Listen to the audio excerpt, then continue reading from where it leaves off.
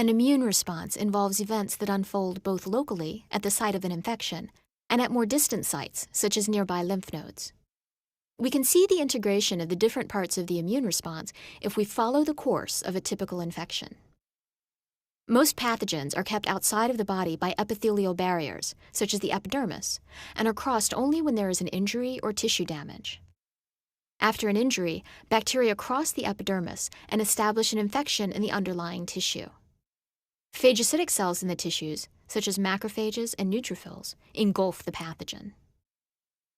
Dendritic cells are also phagocytic and are activated by binding pathogens to leave the site of infection and migrate to a lymph node. The migrating dendritic cells enter the lymphatic vessels and are collected in a draining lymph node.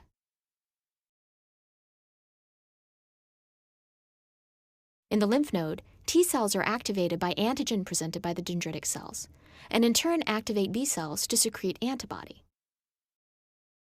Effector T cells and antibody molecules return to the circulation. They leave the circulation again at the site of infection, where inflammatory mediators have induced changes in the blood vessel endothelium.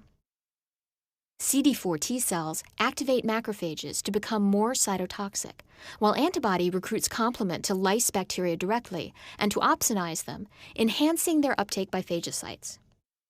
In the case of a viral infection, activated CD8 T cells would kill any infected cells present.